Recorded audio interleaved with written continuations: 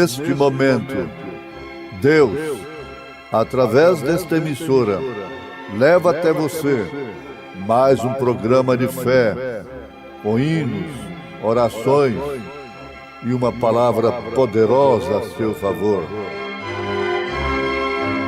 Fé para vencer o mundo. Somente crer, somente crer, tudo é possível, somente crer, somente crer, somente crer, tudo é possível, somente crer.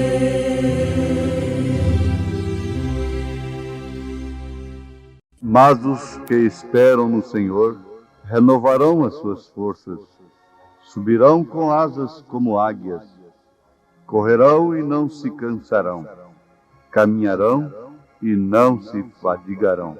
A minha fé segura está na graça e amor que Deus me dá, na morte atroz que lá na cruz a senda abriu que ao céu conduz.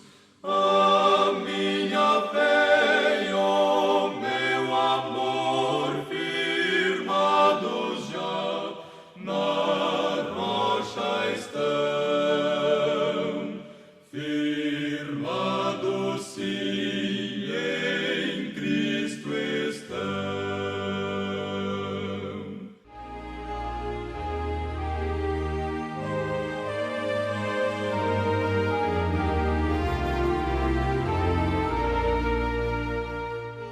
Ouvintes preciosos, é humano, lógico e natural, não é? Que para sobrevivermos é necessário que sejamos alimentados. Agora, estamos falando em termos físicos, materiais. Mas isto se compreende também espiritualmente falando. E quando se fala em força, quando se fala em cansaço, em fatiga, então lembra-se também do fator espiritual. E a Bíblia é toda escrita desta forma, tomando a águia, o cordeiro, o leão, o boi, a natureza, como a pomba e outros tipos, a mulher e o próprio homem representando a palavra, a mulher representando a igreja. Então aqui em Isaías, capítulo 40, versículo 31, está escrito: mas os que esperam no Senhor renovarão as suas forças, subirão com asas como águias, correrão e não se cansarão, caminharão e não se fatigarão. Isaías 40, verso 31. Certos de que muitas famílias têm feito deste programa um culto doméstico, cumpre-nos o dever de cada dia mais tratarmos com bastante zelo, amor e caridade, diligência, de falarmos somente a palavra de Deus, que nos traz ânimo, estímulo e também correção. O amor que não é corretivo não é o amor de Deus, não é verdadeiro. O amor filho, o amor sanguíneo apenas, ou a paixão, não aceita a correção. Mas o amor de Deus é provado através da correção. Aquele que ele ama e a quem ele toma por filho, açoita, corrige. Aos Hebreus capítulo 12. Você não ousaria corrigir, açoitar um filho que não é seu. Muito bem, Deus faz o mesmo. O ímpio por si se destrói, recebe as consequências de seu desvario, de seus pecados, mas o justo, aquele que é fiel a Deus, esse é filho de Deus e por isso é corrigido por Deus, especialmente pela sua palavra. Mas os que esperam no Senhor renovarão as suas forças, subirão com asas como águias, correrão e não se cansarão, caminharão e não se fatigarão. Isaías capítulo 40, verso 31. Ouvintes, esperar é uma virtude, isto é, saber esperar. Muitas pessoas são obrigadas a esperar, ainda que ansiosas, murmurando, clamando, elas esperam porque são obrigadas. Nós temos tido experiência em aeroportos nacionais e internacionais. A expectativa de retornar para o lar, para o país da gente, faz com que o tempo fica longo, as horas ficam demoradas, o relógio não passa fácil. E a gente vê quantas pessoas se angustiam e desesperam e murmuram quando no aeroporto anuncia-se um atraso do avião, da partida. Então começam a murmurar. Mas mesmo murmurando, têm que esperar. Então eles esperam forçadamente. Esperam por força, por circunstância. Mas agora aqui nós queremos analisar por um prisma diferente, mas os que esperam no Senhor renovarão as suas forças, subirão com asas como águias, correrão e não se cansarão, caminharão e não se fatigarão.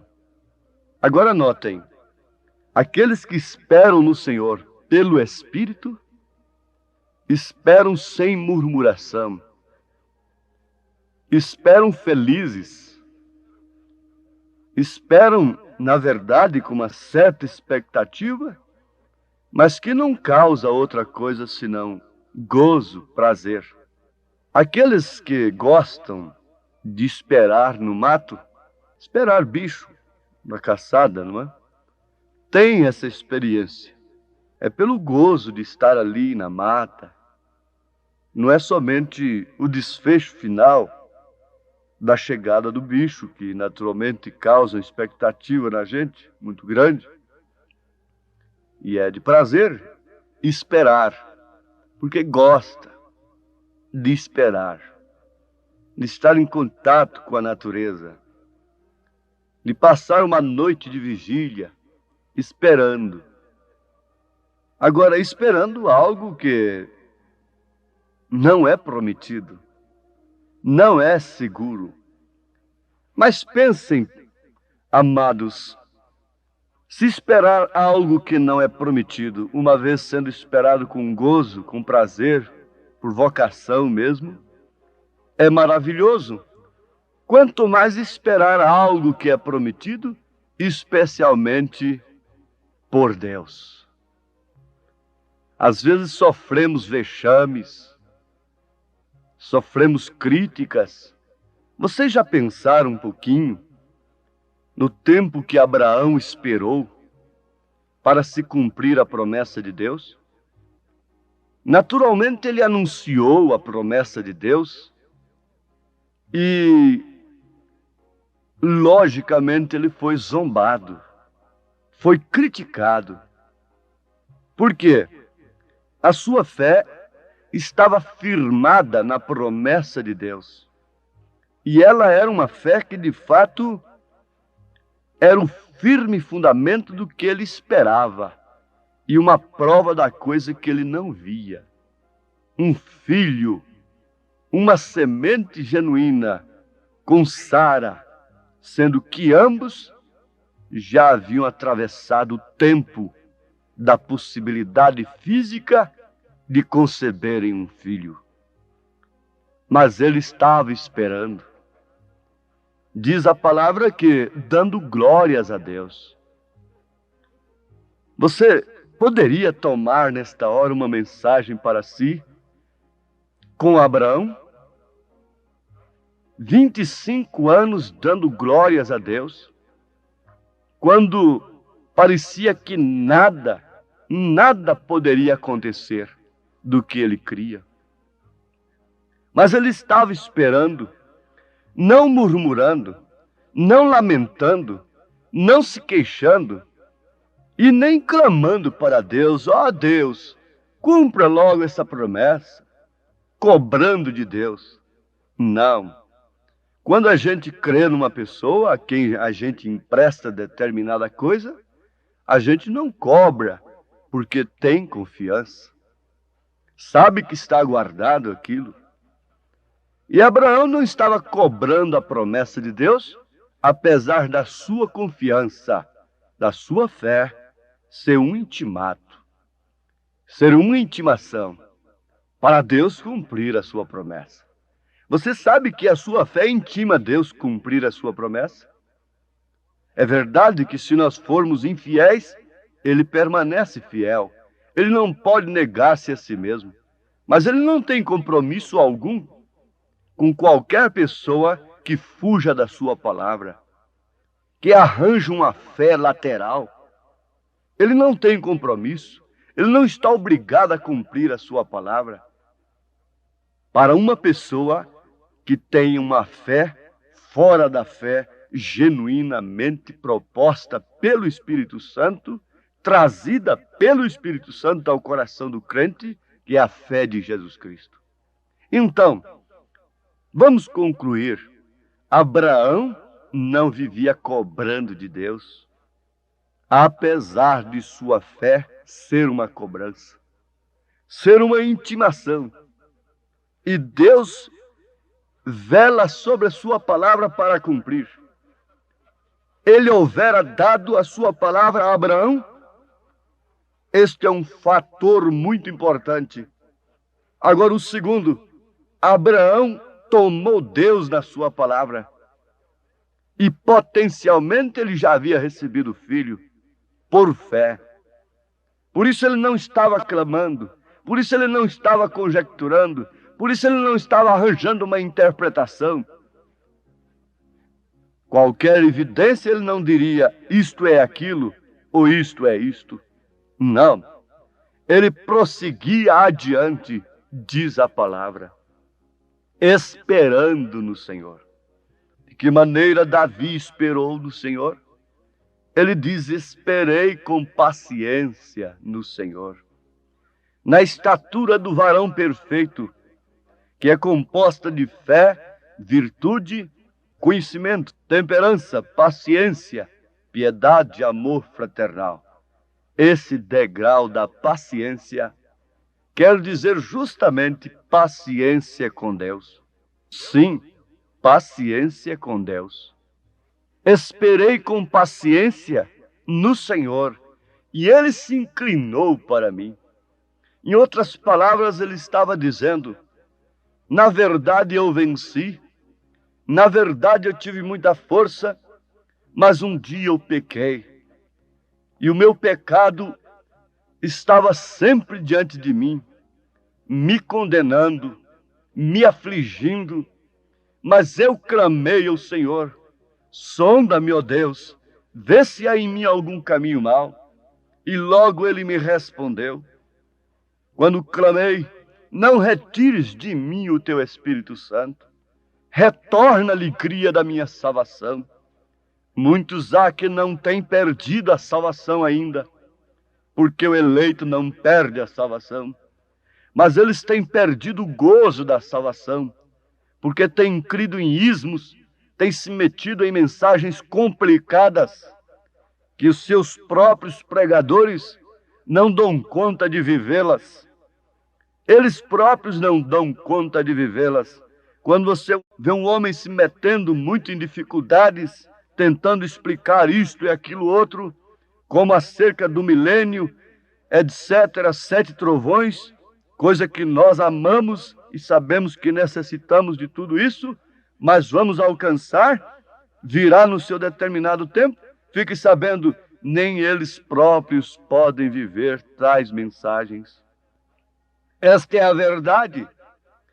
Falo com experiência própria, quando Deus tem me permitido andar por esse caminho, como Davi andou em lugares escorregadios, para depois entrar no templo do Senhor em tempo e atinar para a coisa correta. Oh, esperei com paciência no Senhor e clamei: Deus, o meu pecado está diante de mim. Mas Davi não aceitou que ele fosse um perdido, não aceitou isto no seu coração. Ele disse: torna-me a alegria da salvação. E nós encontramo-lo feliz, regozijando, saltando sob músicas de saltérios, a alegria da sua salvação, e recomendando a toda a terra, a tudo que tem fôlego, louvar ao Senhor. Com isso ele está dizendo: espera no Senhor, que a tua própria iniquidade passará. Espera no Senhor, que o teu próprio pecado passará. Confia nele, mediante arrependimento puro. Reconheça antes de tudo que o pecado está diante de si, causando essas consequências funestas, terríveis, como seja a consequência de perder o gozo da salvação. Oh, onde está a alegria do crente? Está justamente na sua salvação. E a única coisa que lhe causa alegria, ela perde. Não tem gozo nas diversões mundanas. Não tem prazer lá no mundo. Não tem jeito, ainda que tente, não há recurso. Não se satisfaz com as bolotas dos porcos. Na verdade, onde está a lama, juntar-se aos porcos. Mas o alimento de porcos não é alimento para a águia. Então fica aquela insatisfação. O mundo não me serve, mas onde está a minha alegria? A sua alegria está com o Senhor.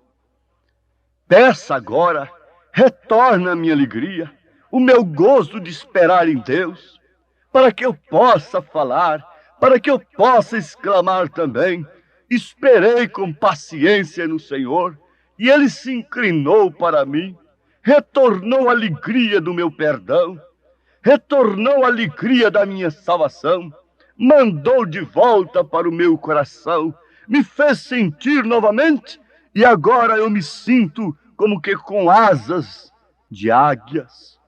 Agora posso correr sem cansar, posso caminhar sem fatigar, posso prosseguir a jornada, mas antes de ter essa certeza, melhor é esperar. O profeta disse: havendo dúvida, não dê um passo sequer. Antes de ter certeza, não tente um ministério manufaturado. Não tente fazer uma obra para Deus, por mais diligente que ela seja, por mais necessária que ela seja, por mais que você sinta a urgência daquilo. Não fabrique um diácono, não manufature um evangelista, não manufature um obreiro, não se prontifique a ser um obreiro manufaturado por causa da necessidade da seara. Não! Espere, o profeta dá uma ordem de Deus, espere até que Deus diga: ande. Porque quando ele manda um homem, diz o profeta, todos os céus são obrigados a sustentá-lo. Nenhum demônio pode parar diante dele. Na verdade, muitos prosseguem suas jornadas e prosperam em ministérios e em coisas materiais e tudo mais.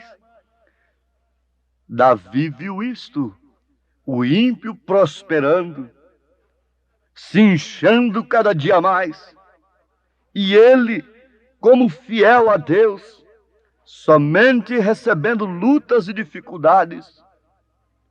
Mas ele disse, leia o Salmo 73, até que eu entrei no santuário de Deus e atinei para o fim deles. Esperar no Senhor é esperar em quem pode responder. Esperar no Senhor é certo que nós devemos esperar naquilo que Ele tem prometido. Muitas pessoas se decepcionam com Deus. Por quê? Elas têm obtido uma fé errada e começam a esperar numa coisa que Deus não prometeu. Oh, isto seria tão desagradável. Como você poderia esperar numa coisa que alguém não tem lhe prometido e depois se decepcionar com aquela pessoa, porque ela não lhe trouxe aquilo? Deus está sujeito à sua palavra. Ele vela sobre a sua palavra para a cumprir, mas ele somente vela sobre a sua palavra, não sobre um credo, não sobre um ismo, não sobre uma maneira de crer.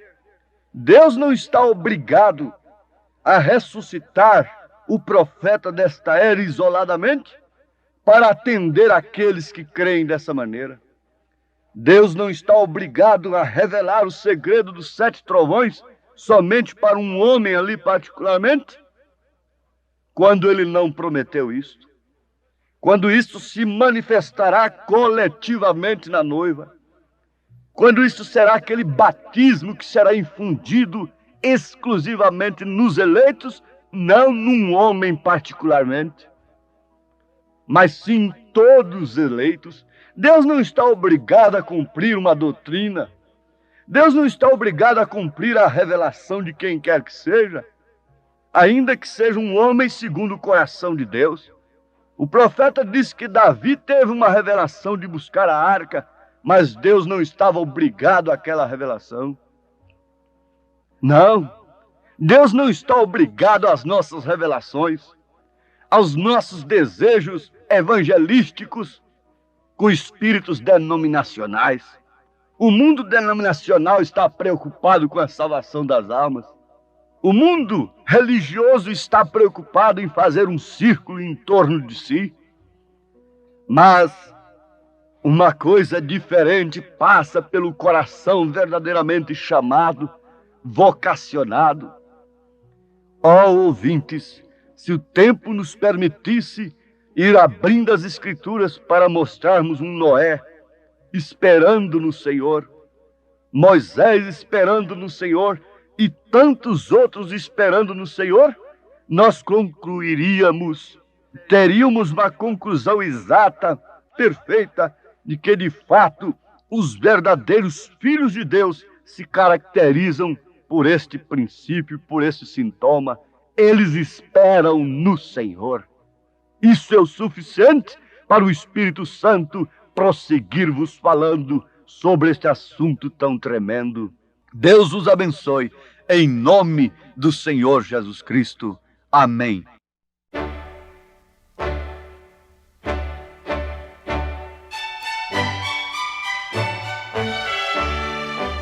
Os que esperam no Senhor renovarão suas forças, subirão com asas de águias, correrão e não cansarão, caminharão sem fatigar. Ó Senhor, dá que eu saiba esperar, dá que eu saiba esperar, de joelho eu imploro, até que tu mesmo direto respondas, dá que eu possa realizar o que outros fazem, esperam orando por ti, ó Senhor. Os que esperam no Senhor renovarão suas forças, subirão com asas de águias, correrão e não cansarão, caminharão sem fatigar. Ó Senhor, dá que eu saiba esperar, dá que eu saiba esperar, de joelho imploro, até que tu mesmo direto respondas, dá que eu possa realizar o que outros fazem e esperam orando por ti, ó Senhor. Os que esperam no Senhor renovarão suas forças, subirão com asas de águias, correrão e não cansarão, caminharão sem fatigar. Ó Senhor, dá que eu possa esperar.